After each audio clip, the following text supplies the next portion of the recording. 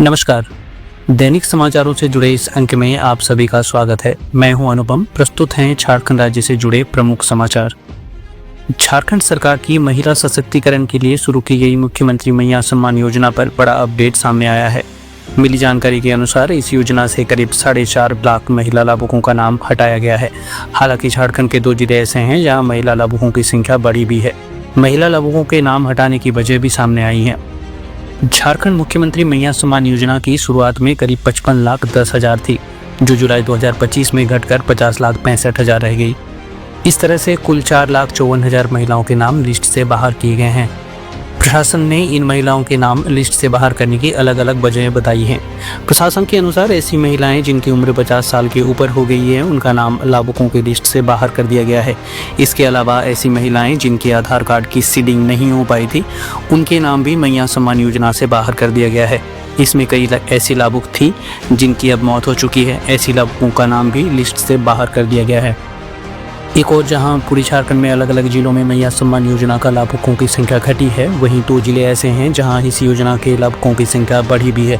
प्रशासन से मिली जानकारी के अनुसार सिमडेगा में 2,979 लाभुकों की संख्या बढ़ी है, जबकि कोडरमा में 6,160 लाभुकों की संख्या बढ़ी है।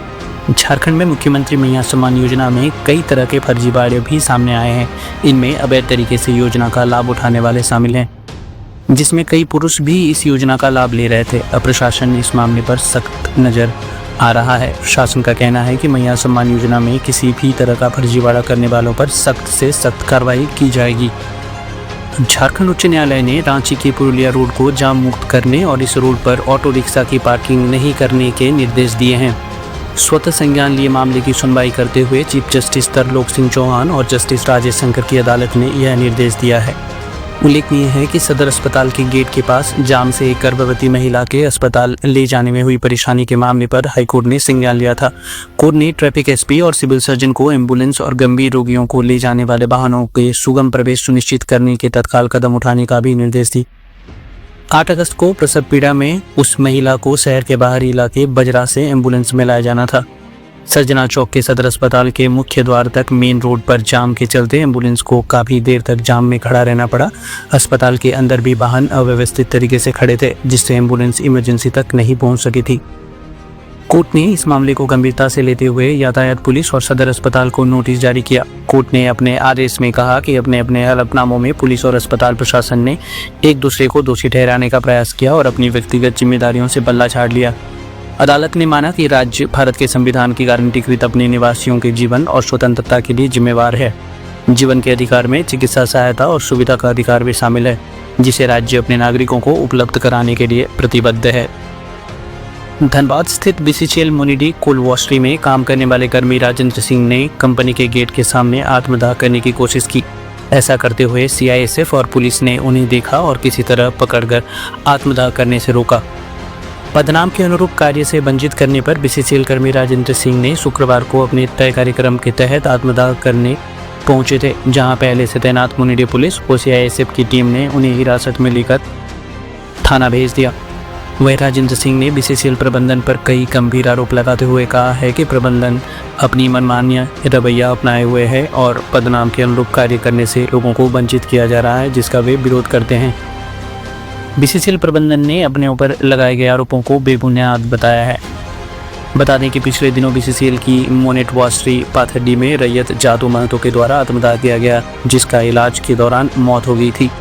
जादू महतो की मौत के बाद आक्रोशित परिजन व स्थानीय लोगों ने जमकर आंदोलन किया। स्थानीय लोग व जनप्रतिनिधियों के कड़े रवैये के बाद मृतक रैयत जादू महतो के आश्रित को नौकरी भी मिली। धनबाद स्थित रामकनाली ओपी अंतर्गत पट्टा बाबू बंगला के पास आउटसोर्सिंग उत्खनन स्थल की कुछ ही दूरी पर भूधसान की बड़ी घटना घटी है, जिसमें कई घर जमींदोज हुए हैं। पूरी बस्ती की जमीन 2 भागों में बट गई है। घटना से पूरे इलाके में अफरा तफरी का माहौल है। घटना के बाद लोग बचे हुए सामानों को समेटने में लगे हैं। वहीं लोगों में बीसीसीएल को लेकर भारी आक्रोश है। घटना में लगभग 6 के आसपास लोग घायल हैं, जिन्हें परिजन आनन फानन में अस्पताल ले गए हैं, जबकि स्थानीय लोग कह रहे हैं कि आउटसोर्सिंग कंपनी की मनमानी और बेहिसाब कोयला खनन, ब्लास्टिंग समेत अवैध माइनिंग के कारण ये घटना घटी है। झारखंड के धनबाद जिले के बागमारा प्रखंड अंतर्गत खतरास विशिशेल एरिया 4 के रामकनाली में शुक्रवार को बड़ा हादसा हुआ। यहां मां अंबे आउटसोर्सिंग कंपनी की एक वैन अचानक भूस्खलन की चपेट में आकर करीब 400 फीट गहरी खदान में जा गिरी। वैन में 6 से 8 मजदूर सवार थे। हादसे के बाद सभी की मौत होने की आशंका जताई जा रही है। घटना की जानकारी मिलते ही जिला प्रशासन और विशिशेल के अधिकारी पहुंच गए हैं। घटना के संबंध में बताया जा रहा है कि मां अंबे कंपनी की ओर से कर्मचारियों को वैन में खदान क्षेत्र तक ले जाया जा रहा था। इसी दौरान खदान के रास्ते में अचानक भूधसान हो गया। इससे वैन सीधे 400 फीट गहरी खाई में गिर गई। हादसे के बाद अफरा तफरी मच गई और कई मजदूर खदान में ही फंस गए। इस हादसे के बाद कुछ मजदूरों की मलबे में दबे होने की तस्वीरें भी सामने आई हैं। शिक्षक दिवस के अवसर पर शुक्रवार को राजधानी रांची में राज्य स्तरीय सम्मान समारोह का आयोजन किया गया। झारखंड शिक्षा परियोजना परिषद के सभागार में आयोजित इस समारोह में राज्य के विभिन्न जिलों से आए कुल 128 शिक्षकों को सम्मानित किया गया। समारोह में मुख्य रूप से उन शिक्षकों को सम्मानित किया गया जिन्होंने राज्य सरकार की ओर से संचालित सतत व्यावसायिक विकास कार्यक्रम के अंतर्गत उल्लेखनीय योगदान दिया है।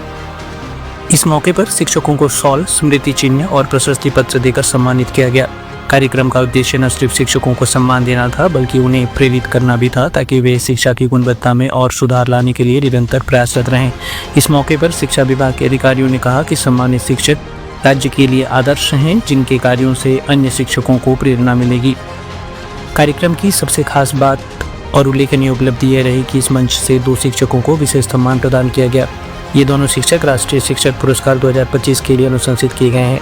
इनमें रामगढ़ जिले के सुरेंद्र प्रसाद गुप्ता और चतरा जिले के मनोज कुमार चौबे शामिल हैं। इन्हें समारोह में विशेष रूप से आमंत्रित कर सम्मानित किया गया। दोनों शिक्षकों को 25,000 रुपए की सम्मानित राशि, शॉल और प्रशस्ति पत्र प्रदान किया गया। समारोह में उपस्थित सभी लोगों ने तालियों की गड़गड़ाहट के बीच शिक्षकों का अभिनंदन किया। अपने संबोधन में शिक्षक सुरेंद्र प्रसाद गुप्ता ने कहा कि यह सम्मान उनके लिए गर्व का क्षण है। उन्होंने कहा कि यह उपलब्धि उनके विद्यालय, छात्रों और पूरे शिक्षा समुदाय की मेहनत का नतीजा है। सुरेंद्र प्रसाद गुप्ता ने कहा कि शिक्षक के रूप में उनकी जिम्मेदारी और बढ़ गई है और वे बच्चों को गुणवत्तापूर्ण शिक्षा देने के लिए हमेशा प्रयासरत रहेंगे। वहीं चतरा के शिक्षक मनोज कुमार चौबे ने कहा कि यह सम्मान उन्हें और अधिक मेहनत करने के लिए प्रेरित करेगा। उन्होंने कहा कि शिक्षा सिर्फ किताबों तक सीमित नहीं होनी चाहिए बल्कि बच्चों में मानवीय मूल्यों और सामाजिक जिम्मेदारी की भावना भी विकसित करनी चाहिए। झारखंड के ग्रेड ए पर्यटन स्थलों पर ज़्यादा से ज़्यादा नागरिक सुविधाएं प्रदान करने के लिए हेमंत सरकार ने बड़ी पहल की है। यह व्यवस्था शहरी स्थानीय निकाय के अधिकार क्षेत्र के बाहर मौजूद पर्यटन स्थलों पर लागू होगी। उन जगहों पर झारखंड पर्यटन क्षेत्र प्राधिकरण की स्थापना होगी। इसके जरिए बेहतरीन नागरिक सुविधाएं मुहैया कराई जाएंगी। गौरतलब है कि 2 सितंबर 2025 को हुई कैबिनेट की बैठक में झारखंड पर्यटन विकास और निबंधन अधिनियम संशोधित विधेयक 2025 को मंजूरी मिल चुकी है। इस संशोधन विधेयक को अगले सत्र में सदन में लाने की तैयारी की जा रही है। ग्रेड ए वाले पर्यटन स्थलों में लिस्ट में नेतरहाट, रजरप्पा, पतरातू और मधुबन जैसे लोकप्रिय पर्यटन स्थल शामिल हैं। इस व्यवस्था की जरूरत इसलिए पड़ी है क्योंकि ऐसे पर्यटन स्थल ग्रामीण प्रखंड क्षेत्रों में मौजूद हैं। इनके देखरेख की जिम्मेदारी प्रखंड स्तर पर BDO या CO की होती है, लेकिन प्रखंड से स्थल से काफी दूर होने की वजह से सही तरीके से मॉनिटरिंग नहीं हो पाती है। राजधानी रांची सहित पूरे प्रदेश भर में दुर्गा पूजा की तैयारी जोरों पर है। एक से बढ़कर एक पूजा पंडाल बनाए जा रहे हैं। अकेले राजधानी रांची में बन रहे पूजा पंडालों पर करीब 60 से 80 करोड़ रुपए खर्च होंगे। सबसे महंगा पूजा पंडाल जिला स्कूल मैदान में बन रहा है, जिस पर करीब 1 करोड़ रुपए खर्च होंगे। श्री रामलला पूजा समिति की ओर से बन रहा ये पूजा पंडाल झारखंड का सबसे बड़ा दुर्गा पूजा पंडाल होगा। यह पूजा पंडाल गुजरात के भुज स्थित प्रसिद्ध स्वामी नारायण मंदिर के प्रारूप पर बन रहा है। करीब 14,000 वर्ग फीट क्षेत्र में बन रहा यह पूजा पंडाल 140 फीट लंबा और 120 फीट चौड़ा होगा। इस पंडाल को बंगाल के प्रसिद्ध कारीगर उत्तम के नेतृत्व में 150 से अधिक कारीगर निर्माण करने में जुटे हुए हैं। ये थे झारखंड राज्य से जुड़े प्रमुख समाचार। आप ये जानकारी हमारे YouTube चैनल अनुपम क्रिएशन से प्राप्त कर रहे हैं। अगर आप चैनल पे नए हैं तो कृपया हमारे चैनल को सब्सक्राइब करें। अगर आपको वीडियो पसंद है तो कृपया वीडियो को ज़्यादा से ज़्यादा शेयर करें। धन्यवाद।